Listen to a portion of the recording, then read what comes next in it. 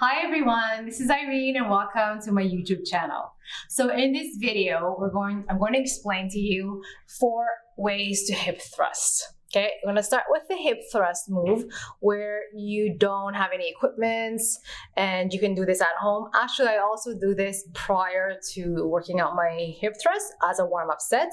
So what you'll need is a bench. Now, if you don't have any bench, you can do this at home on a couch or any kind of elevated surface. So you're going to place your shoulder blades on the edge of the bench, right? So now people have different tastes. So some people like it a little bit higher, some people like it a little bit lower. It's going to take a few trial and errors to actually feel what's comfortable for you. All right, from here, I want our knees at a 90-degree angle. Now, the way you would open the hips is sort of hip width apart. Some people actually like it more wide. I wouldn't go this way. That was a little bit more uncomfortable and it becomes a different type of exercise. So the hips are sort of hip width apart and a 90-degree angle right here. Now the placement of our neck is also very important. We want to get a neutral spine. Keep the chin tucked down. You can look all the way up. Keep your gaze on top. Take a nice deep breath in and then squeeze on top. So coming down, you want to let go of the hips, and as you come up, you want to tilt your pelvis. And then take a nice deep breath in. I work with my breath, so inhaling down and exhaling on top. It also helps to kind of like stay a little bit on top and squeeze and make sure that there's this pelvic tilt happening. So this is that pelvic tilt that we want happening on top. Inhale here, lower down. Good. 6. So I would ideally do this 10 to 15 times. 7, 8, squeeze it all the way on top. 9, feel and connect with the muscles that you're working with, the glutes. Lastly, and there you have it. So this is the second version or second variation of the hip thrust, working with the hip bands. There's also those bands that are made out of cloth, and those are actually very great as well.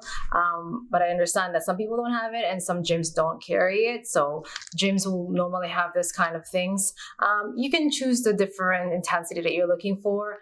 The clothed ones are super tight, and that's the one I'm used to. So for today, I'm going to double up on my bands just because I really want that extra tightness. I'm going to place them just above your knees. And you will set up the same way you would with the first variation, okay? So I want to pull that knee so that when you come up, you're at a 90-degree angle, shoulder blades tucked in. I'm going to open it up a little bit, hip width apart. So what's very beautiful about these bands is by abducting your legs, you're already automatically engaging the glutes. And that's what we want to work for, okay? So we're not hip thrusting like this. You want to fight the tension by abducting or pushing the knees out. Okay, from here, we're going to take a nice deep breath in, and same way as we would normally do, as you saw in the first variation. Okay, I like this because it's really going to wake up the glutes. And even if you don't have any weights at home, if you don't have any barbells, and you only have the loops, this works perfectly while you're watching TV or you're in between computer breaks or class breaks, breathing in. And again, really engage all the way to the top, mind and muscle connection. I will do the same thing, 10 to 15 reps. 8, come all the way up on top, really squeeze that glute.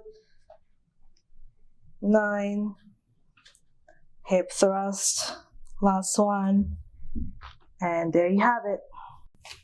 So let me now show you the third variation with the bars. It's relatively simple. You're just going to pull the bar under you, and just make sure as well that you're using bumper plates. Bumper plates elevate the bar, so it's easier for you to roll the bar under. If you have those small plates, it's going to be a lot harder to squeeze in your legs. So I would set up the same way, tuck the shoulder blades in, and then exhale on your way up. and up. But you don't have to go super low. It's really up to you. I find that I get more activation by not lowering too much. Breathing in. Squeeze it on top. Okay? Pelvic tilt right on top. Breathing in. And tilt. 6. So you want a weight that is challenging enough for you to feel, you're working something on the 8 rep. And again, I would go in the range of 10 to 15. Last one. And there you have it. All right, so this is the last variation. It's probably the hardest of all. That you saw that I started with the easiest and then progressed to the last hardest. And that's how I normally do this with my clients, especially for those who have never done a hip thrust before. I'll get them to hip thrust without a bar, then move on with the bands, and then move on with the bar, and then eventually bar and the band. All right, so you have to listen to your body. You can do all 4. You can also do that as a warm-up set, and then this is going to be your final set. There we go. So it's basically the same thing. So again, bring the legs so that when you come up, you're at a 90-degree angle. Stuck the shoulder blades. You're gonna come all the way up. Do lower adjustments if you need to. Now, start by abducting those legs. You want to open and already engage the glutes. Okay, this is my starting position. I'm gonna take a nice deep breath in, lower down, and go ahead and squeeze on top. 2. When properly activated, guys, you don't need so much weight. When you activate the glutes properly, there's proper execution done right is the key to this exercise.